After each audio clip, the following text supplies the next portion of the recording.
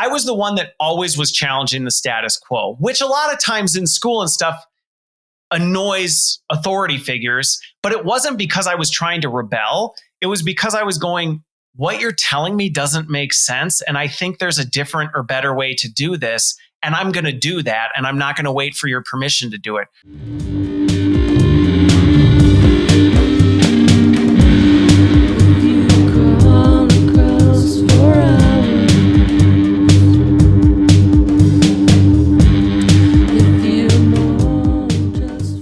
Hello, everyone. Welcome to the Dad Hat. Today's guest is a digital-first HR executive, an author, and the son of 2 funeral directors, Christopher Lynn. Welcome, Christopher. How are you? Hey, you know what? I'm doing really well. So thanks for having me on. I'm looking forward to it. I'm happy to have you as well. The first thing I wanted to kind of dive into was your book, Relentless Intention. Tell me a little bit about how you started writing this book and what inspired you. So I actually swore I was never going to write a book. I actually did. I said, no, I'm not going to write a book. That's not my thing. And randomly in the middle of the night last year, I woke up and went, I have to write a book. I know what the book is. I know the title. I know the whole structure of it, type of a thing. And I went, my wife will still tell you, she remembers me getting out of bed and running to my office, and I jotted a bunch of notes down. She's like, what are you doing? I'm like, I have to write a book. And she's like, you said you're never going to write a book. And I'm like, well, I change of plans. So where it really came from was I get a lot of questions because people see what I do professionally. And then I have 7 kids and and they ask, like, how do you manage all of that? And to me, this book is a bit of a professional and personal story of how I've navigated that through really getting to the core of what am I really trying to accomplish?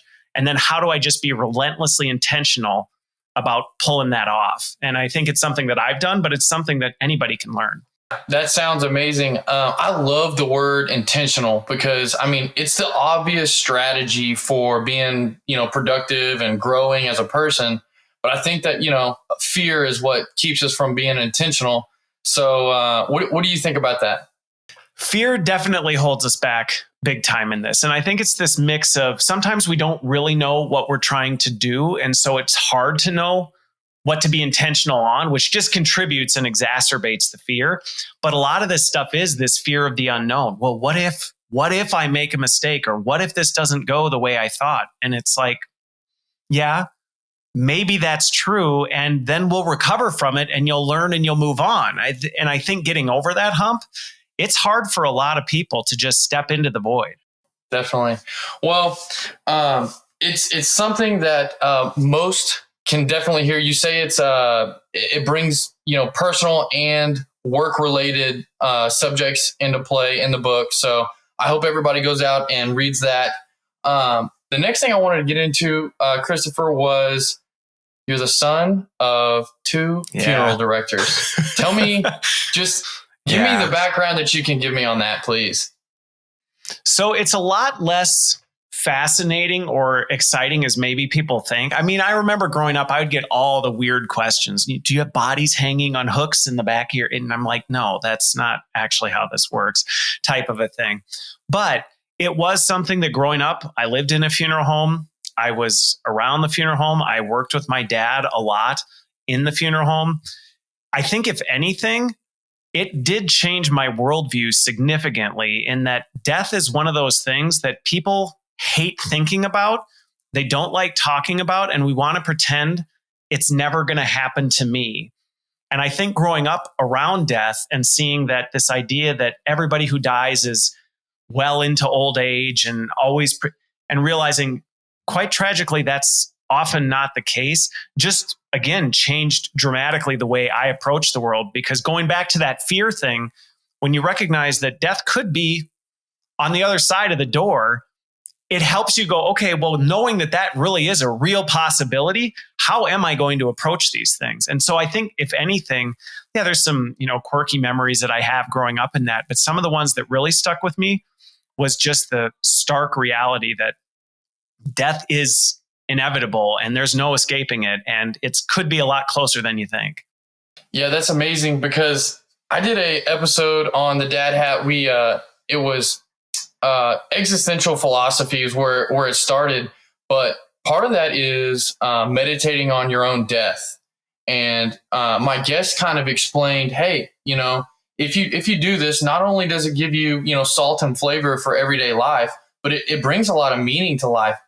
To each and every day, it brings a bunch of meaning. So, man, it sounds like you might have got some of that just by osmosis, just being the son of two funeral directors. Oh, very much so. I mean, and as a kid, I don't necessarily know that you're thinking all of that, but one of my best friends at 19 was killed on his motorcycle, like right around me. And I remember going, whoa. And it really did force me to go, that could have easily been me. So how does this change how I wake up in the morning? Because it very well could. So tell me a little bit about your father. What era did he grow up in? What were his beliefs? What did he transfer to you? Yeah. So my dad's a quirky dude. Hopefully he'll know. Yeah. He'd probably be fine listening to it because he knows how I talk about him anyway. He's not what you would expect from a funeral director. I'll say that.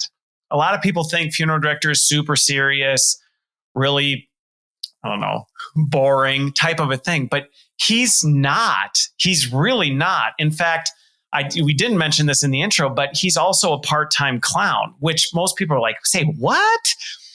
And it's because he just has this dynamic personality. He loves being around people. He loves caring for people. And how he ended up deciding that the death business was really, it came from, he wanted to help people at their most difficult time. And he saw that is really when people were struggling. And so that's really where he poured himself into. So I think the compassion and the empathy that he brings is something. Growing up around him, I was very keenly attuned to people's emotions, the way they process things, because he was really good at that. He was able to read people and know how to say the right thing at the right time and be sensitive in times that most people just don't even know how to navigate those conversations. And he just did it like it was no big deal. And I think that was really, really helpful in that. I mean, he had a really good work ethic. He was the one who, there was so at his kid, I hated it. It's like, no, you need to go mow the lawn. You need to do this. You need to do that. And it drove me nuts. But looking back, he had a drive and he knew what needed to be done. And he wasn't afraid to do the hard work. And I think that was something that really did stick with me. And again, his optimism, he could see, I think I toned it down a little bit. I tuned the volume down a bit. He's one of those blind optimists where sometimes he doesn't see that the reality of things where you're like, I don't know if it's quite that good, but I appreciate the fact that even in really dark circumstances, he could see, you know what, but there is something good to come out of this. Well, you're a very optimistic sounding guy. And, my next question was going to be, what is the most important thing he taught you? And out of the things that all the great things that you just mentioned about him, what would you pick out of there as the most important thing? I think the interpersonal skills, like if I really think about what I look at some of the things I've taken from him, which is a lot of things, his interpersonal skills and the ability to connect with people on a dime, people he's never met before, which is weird because I'm extremely introverted, but yet through him, I learned, but yeah, there are ways you can connect and find things that you can, actually connect with people on. And that's something that has served me very well, professionally, personally, all around.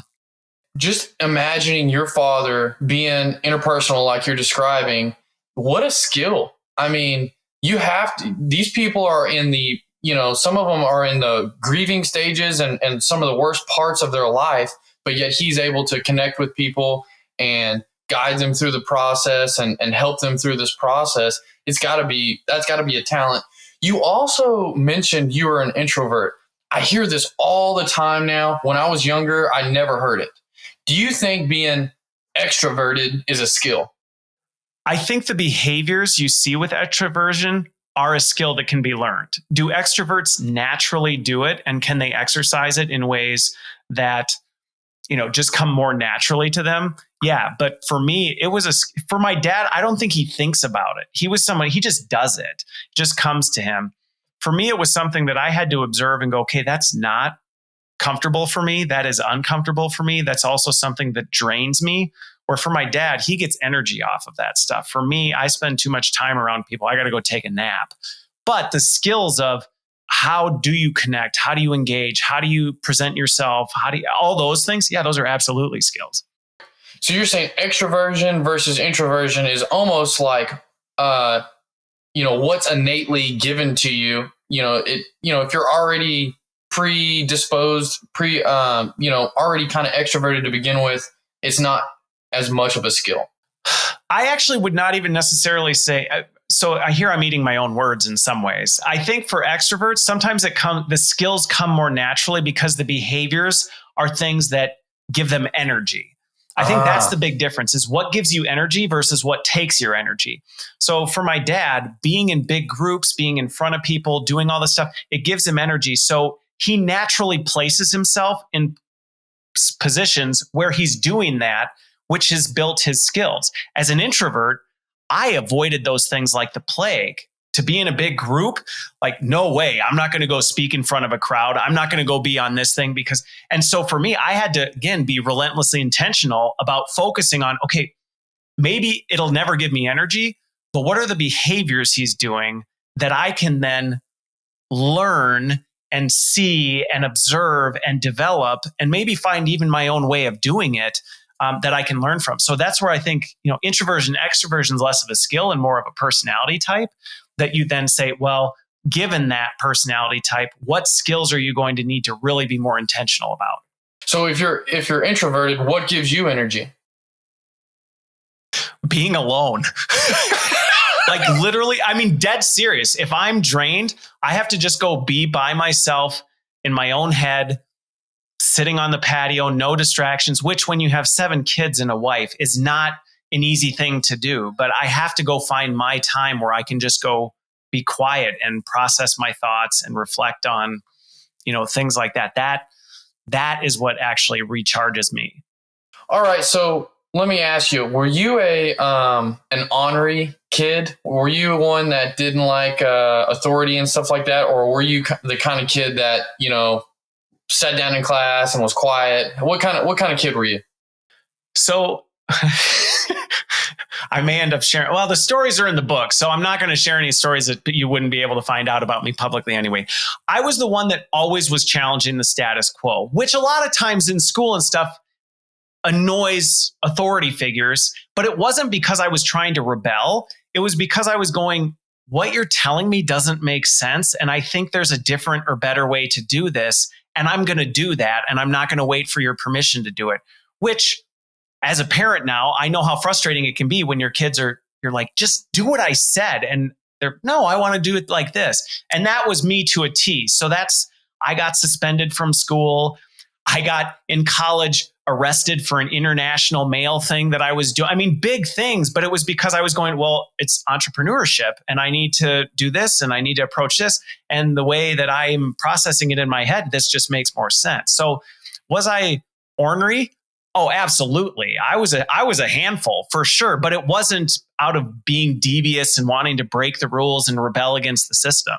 I think most critical thinkers are devious against the system, in itself. I think that, if you pick something apart, then that's probably good for you.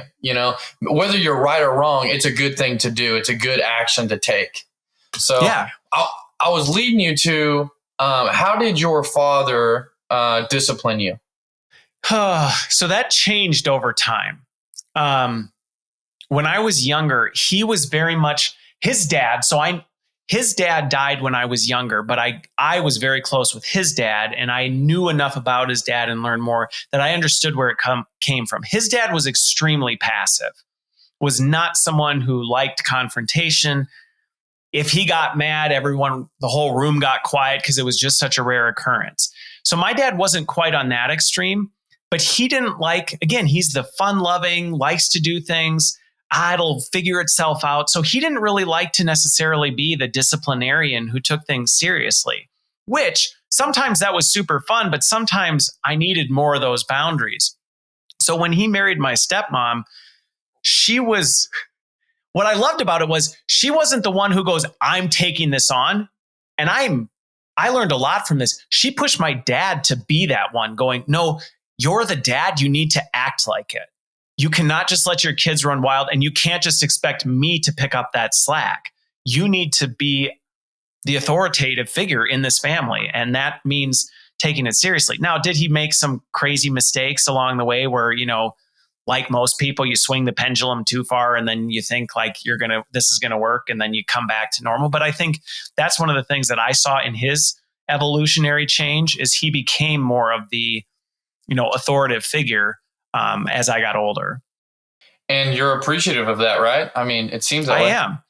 Yeah, I am, because again, it gave me a level of respect for him that I don't know that I would have had if he was just the fun loving, let me do whatever I want. You cover my mistakes. You don't really hold me accountable type of a thing. It helped me get that right balance of, yeah, you can push the boundaries, but just know you push them too far, you're going to be held accountable for it. Yeah, that's interesting. What era was he born in the 50s? Is that when he was born? Late 50s, so 59. Okay. My dad was 61, and I can probably say the same thing. He was passive in some ways. He probably had a little bit of where he would let anger build up a little bit on things I would repeatedly do wrong. But he did kind of what you're saying, transform into a person where you realize, consistent discipline is very, very important. So yeah. Do you believe that your dad led by example? Yeah, this was actually something I was going to jump in on before that I didn't. But going back to his personality of, he knew how to read people. He knew how to read the room and interact with people. That can be a really bad thing. I mean, that's what sociopaths do, right? They're really good at reading people and they twist it and manipulate people to do things. One of the things that I saw with my dad was he led with integrity. And that really was profound. It was like he knew that he could do things, but it was very much meekness, power under control. He knew he had the authority and the power to do things, but he didn't exercise it, and he held it with a very high level of integrity. And I think that's very much something that he didn't ask me to do things that he wouldn't do. And he also would model that integrity in every interaction. He wasn't a different person in the public than he was at home. He was who he was wherever he was. Do you think you can read people pretty well also? I mean, I like to think so, but it's one of those questions where you go, well, I guess I don't know, because one of the challenges that I think is always there with people is how authentic are people really being? I think a lot of times people present a different version of themselves than other things. Now, one thing that I've seen as I've led bigger and bigger teams over the years is people do see the authenticity in me. And so they'll bring their true self to things. And so I am able to read. And a lot of times I ask a lot of questions. I don't necessarily know that I'm amazing at reading people. I'm fascinated by people, and I tend to dig into them in ways that they may be not expecting, where they're like, are you seriously asking me about this? And it's like, yeah, because I'm really genuinely curious and I want to understand you. I've been in sales and marketing for over 10 years now. And I think that I do probably have a little bit of innate, being able to read people, but I like your strategy a lot more. I love just to ask questions and let them answer, because you learn the most about somebody just asking the correct questions. So yeah, I like your strategy. A lot of times we don't take the time to listen. We just operate off assumptions. Oh, you're Lee and you're from Texas. So you've got a university in North Texas. So I'm going to draw a bunch of conclusions about you from the back. And then I'm just going to talk to you as though those assumptions are true, instead of just saying, hey, like, what was your experience? And actually asking that. And people love when you do. Not at first sometimes, because they're a little like, why? Why are you asking? Are you writing something? Let me. Yeah, exactly. All right. Hey, so let's transition into you as a father. What were the key traits that you took from your father's parenting strategy to, your home today? So there's definitely ones that I've taken and there's ones that I've left. So if we start with the ones that I've taken, The ones that I've taken is that authenticity and integrity. I don't ever want my kids to feel that dad's someone else at work than he is at home, than he is when he's with his friends. I want to see my dad for who he really is, flaws and all. And that was one thing that my dad did a good job of doing. He very much was, he was who he was, and you knew that, good, bad, and the ugly. And that was something that I really wanted to represent with my kids. I think something else, my dad enjoyed fun, and he was never afraid to, which again, you'd think is weird. Funeral director, like always in a suit and whatever. But yeah, he'd also show up as Cubby the Clown and make animal balloons and burst water balloons on his head. And he wasn't afraid of that. And he's like, that's okay. I can be that too. I don't need to. And so I think as a kid, yeah, there were times I was embarrassed as all get out, as your friends were like, but my friends loved him because he could have fun. We'd go to the theme park and he'd ride all the rides with us. He'd go on mountain bike rides with us, and he would actively do things with us instead of being that disconnected dad that's like, you're the kid, you go do your thing. I'm the dad. I have grown-up things to do. And those are two big things that have stuck with me. What an amazing thing. So your dad is obviously naturally, you call it passive, or we've called it passive thus far, but he's kind of the way you just described, the fun-loving, doing stuff with your kids, being present, but yet he evolved himself a little bit into also being the authority or the barrier provider that you needed. That's an amazing accomplishment from your dad, wouldn't you say? I would absolutely say. And again, right, can you find flaws in anybody's armor? Absolutely. But he really did a good job of navigating that well. I can look back and think of really fun memories we've had, yet there was a level of respect around, but I'm not going to push it too far because I don't want to go there, because there will be consequences. So, how many children do you have? 7, ages 12 and under. It's crazy. Sometimes do you have to count them? Like, is everybody present? That's my biggest fear. Do I have them all here? Are they all breathing and in my... That usually happens if we have to go anywhere. You're checking the car multiple times to make sure you didn't leave somebody in a car seat in the kitchen or something like that. I think the biggest thing is that people often get a kick out of is I work from home. And so a lot of times because I'm just a dad and it's nothing to it, is a lot of times I will end up saying like, oh, my wife has half the kids and I have half the kids. And which half do I? And people just look at me like, you talk in terms of halves with your kids. I'm like, well, now it's a third, things like that. So people see the math teacher in me come out, and that's often how I end up bringing it to life. So tell me about the dynamic at home. You have some successful business practices going on. It seems like you probably work a lot. How do you do the dance with home life and work life? So I'm big on integration, and almost to a point where sometimes it catches people professionally off guard. I think in 2023, it's much more socially accepted. But even before people were working from home commonly, to me, it was no big deal for my kid to bust in and ask me for something in the middle of a meeting and to literally stop what I'm doing and answer what they're doing and go back as though it was no big deal. And I remember 5-6 years ago, people would just go, did you realize your child just entered your office? And I'm like, yeah, they're here all the time type. So for me, it was just very organic. But I think that's a big part of it. But going back to intentionality, I have to be really intentional about it. Not only because it's really important to me to be a dad and be active and present in their life, but I love the work I do. I mean, I love it. My brain is on 24/7 when it comes to thinking about, critically thinking about what's happening in the employment market and how technology is changing corporate workforces. I just think about that. So I actually have to intentionally go, not thinking about that right now. I have to leave my devices and it's dinner time. And after dinner, it's time with the family. And I'm not going to go back and sit at my desk, even though it's really tempting to do that. Just not because I feel obligated, but because it would be easy for me to do. Yeah. Do you consciously say, all right, it's home time? Or do you have something that you do to make sure you flip that switch?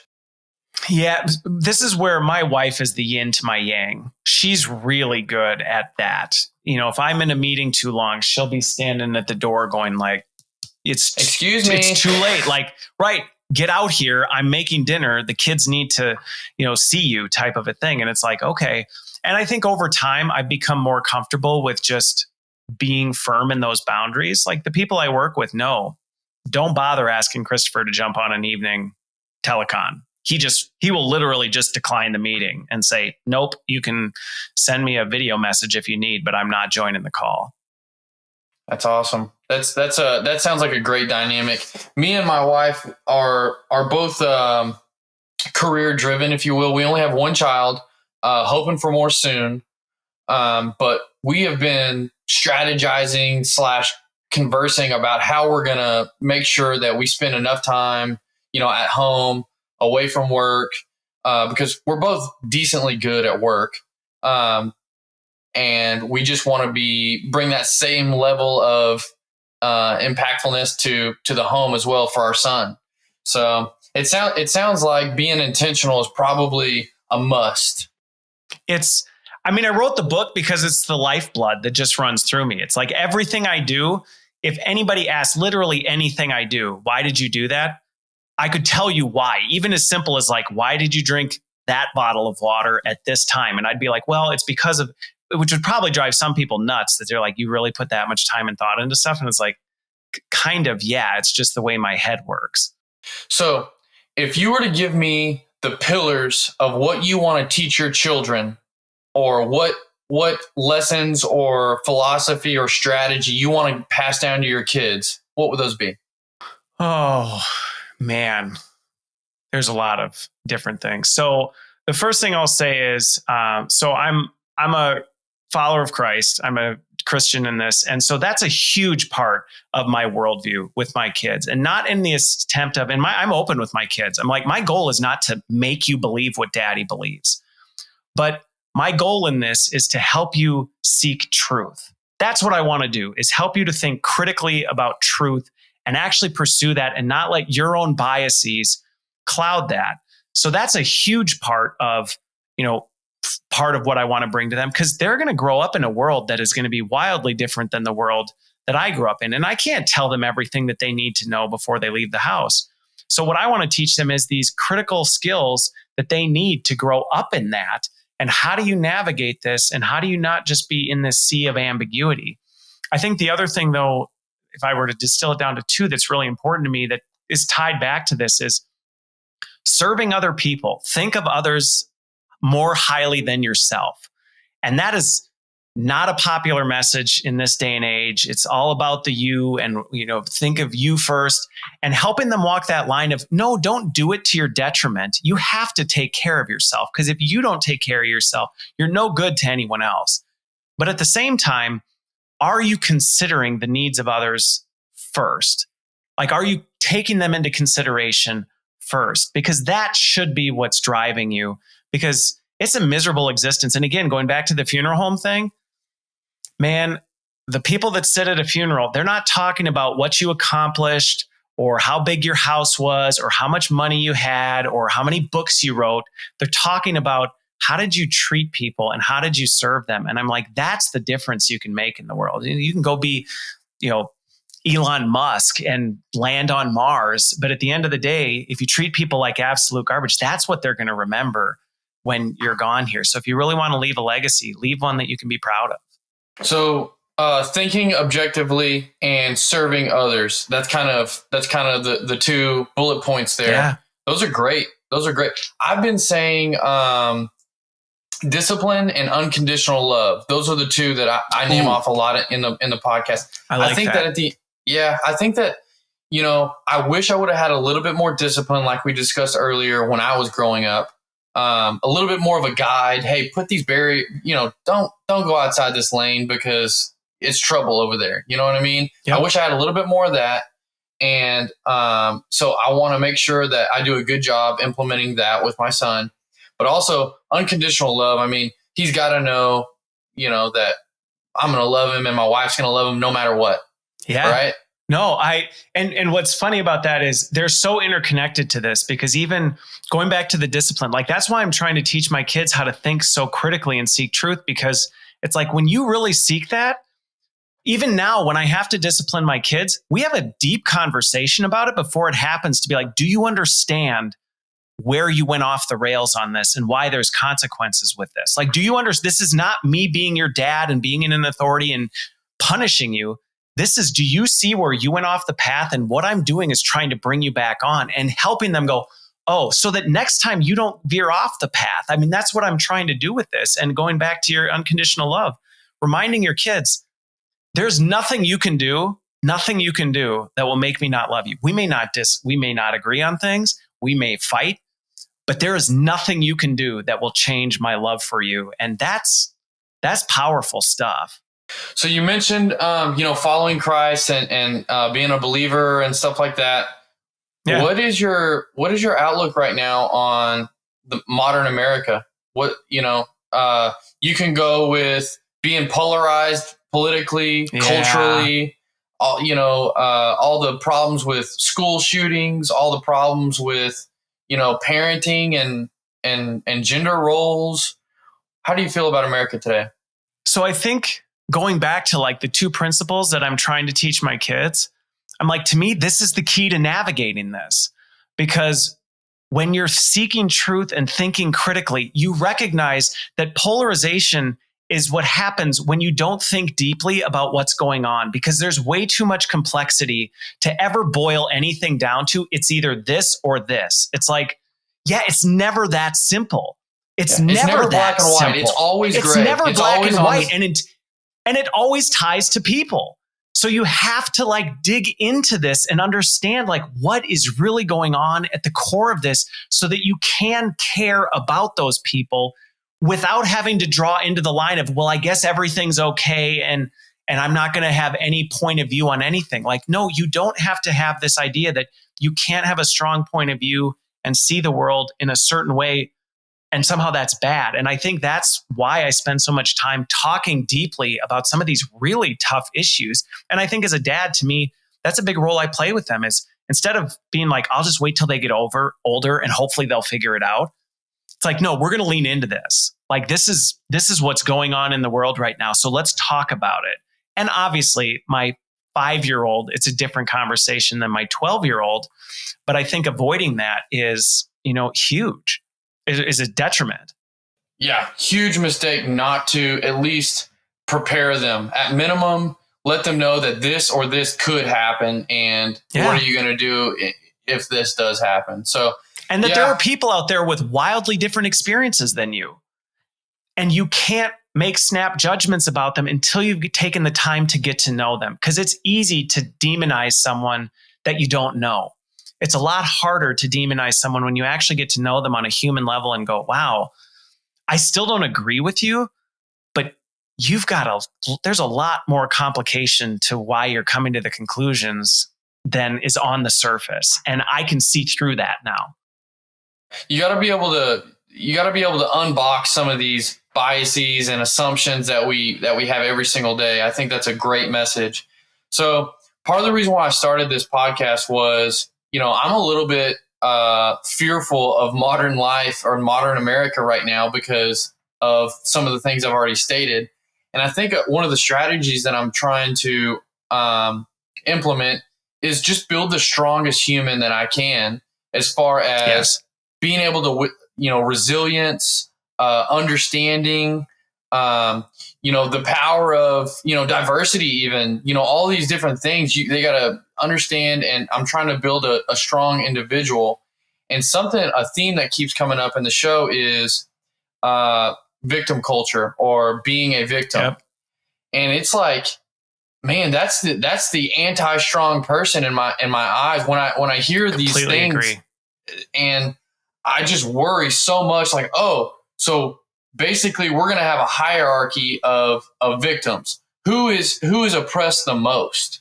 And that's the strategy we're going to get what we want, or some sort of outcome that we want. And that's something that just totally forgoes what America, was kind of started with, which was growing the pie. not trying to figure out who deserves what, but growing the pie, and we're all distracted from doing that. So what do you think about those thoughts? And do you have anything to add? Yeah, I mean, it's a reality, and I see this happen a lot, and it's a quick way to just crater. When everything's out of your control and you're the victim of everyone else's circumstances, it's a miserable existence. And I think as a dad, this is something that, I mean, even the principles in the book that I continue trying reinforcing into my kids is like, yes, there are things that are absolutely out of your control. And you know what? There are going to be things in your life that suck. They're just going to suck. And there's going to be nothing you can do about it.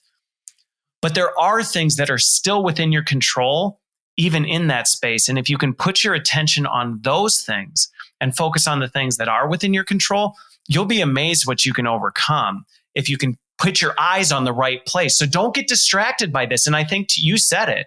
I think that's just it. These things become a distraction, and everybody's so distracted by the things they can't control that it's like, do you see the wide open plains in front of you of things you can control? Get your eyes off this stuff you can't do anything about and look over here. And I think that's something that I'm pushing my kids to see in life, that, yeah, there's things that are going to be hard. There's going to be things you have no control over, but there's always something you can do. Oh, yeah. I think there's something to be said about freedom and kind of what you're describing. You're just as free to do the wrong thing as the right thing. And, that's a wild idea to people that are sub 25. It seems like it's like, yeah, you can be wrong and you're going to be wrong. But yeah, it's a wild. I tell my kids all the time, I'm like, listen, I'm not going to accept you making mistakes. I expect you to make mistakes. I expect it. You're going to. So don't go into, again, going back to what we talked about in the beginning, don't fear it, but think critically about it so you can at least limit or mitigate the mistakes you make. And I think, what, the hero story of America was always kind of an underdog story.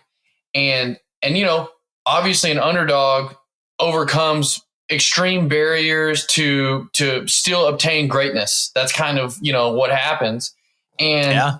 I feel like we're forgetting the second half of the story. We're not, actually doing the thing that's going to make us great or good or awesome or whatever the case is. And that's scary to me. I don't, it's like, well, what are we going to become then? What is it then?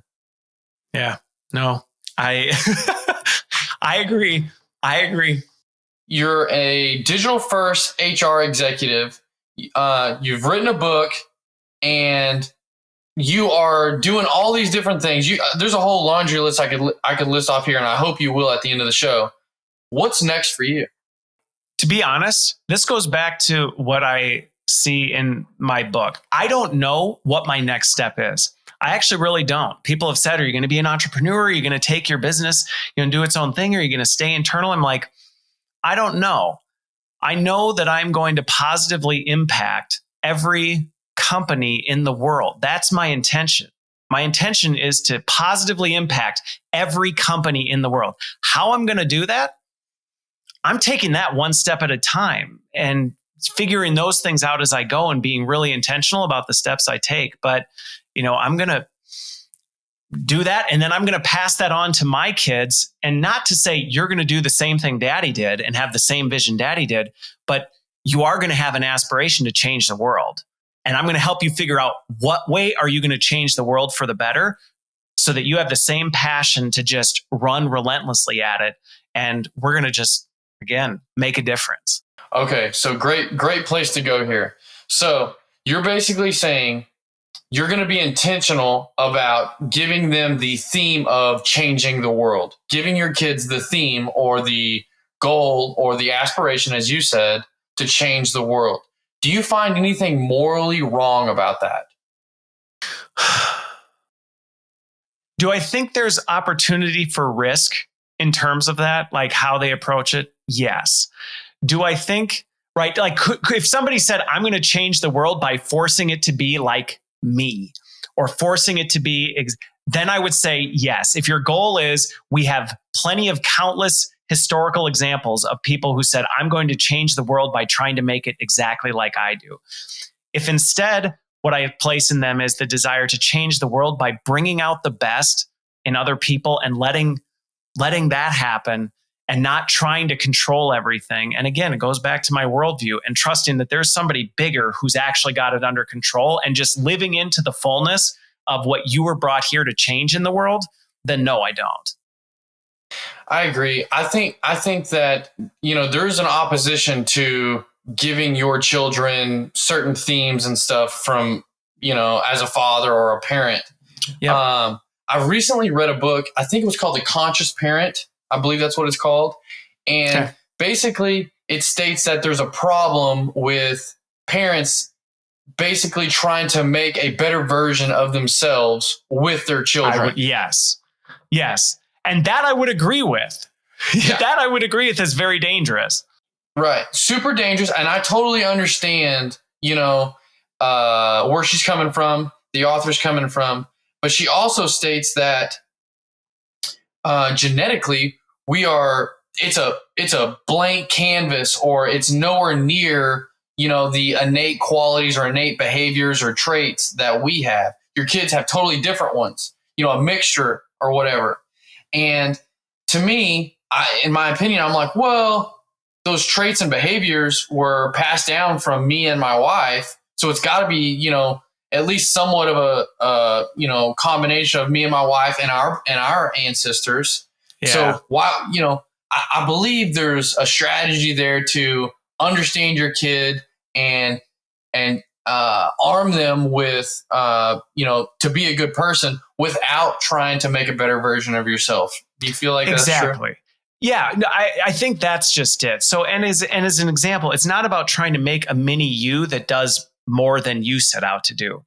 Because I even think of like with my wife, she's a stay-at-home mom, and that's hard. That's hard. And so it's even for her, it's like, so how am I changing the world? And it's like, okay, I'm not saying the way you change the world is the way I'm changing the world. What I'm saying is you're changing the world by raising these 7 kids and providing them an environment that's making them the best version of themselves. Like, you've got to figure out how you were wired to change the world. Don't try and make a DNA copy. But to your point, can you completely separate? Well, not only are we made up of similar DNA or shared DNA, but also the environment that you're raised in does shape. It shapes you. You can't be like, no, I'm completely disconnected from my environment. I mean, I don't think we'll ever know exactly what that percentage is, but you can't deny its existence. Yeah. There was a Wall Street Journal article I read about a year ago that says it's 50-50. I'm like, well, that's convenient. But way to sit right on the fence. Yeah. How convenient there. Yeah. But here's the other thing about that argument. It could be different for every individual. You could be 80% genes and 20% environment. You could be, vice versa, or whatever the case is. So yep. I think you're exactly right. I don't know we'll ever have a definite answer on that. And to your point, it's probably going to be different for each individual based on their environment. You can't, like you said, it might be different for me than it was for you, than it was for someone else. I think the trait of being adaptable to one's environment is going to twist that knob on how much you're going to be formed by your environment, right? I know I like to listen and learn and experience a lot. And I think that makes me adaptable, but I also think that it keeps me from, staying on one subject for a long time. So that's a tough dance right there. I would agree, especially with as fast as the world is changing. Yeah, for sure. All right, Christopher, you have been an excellent guest. And please tell the audience where they can find you, where they can listen to you, where they can read you. Yeah. So the book should launch here in the next couple months. So, you can obviously read and you'll learn way more about some of these stories than I could ever share in a podcast. And I'm pretty open and honest about that. But I spend a lot of time on LinkedIn. So usually that's where a lot of people follow my work, is on LinkedIn. I have an active YouTube channel. I have my podcast, Learning Tech Talks. Usually if you Google my name, you'll find it pretty quick. Nice. Not to mention, you will be able to find all those links in the description of this video. And once again, Christopher Lind, thank you so much for being on. I really appreciate it. Well, thank you so much for having me, and you're a great host, Lee. Thank you. I appreciate it.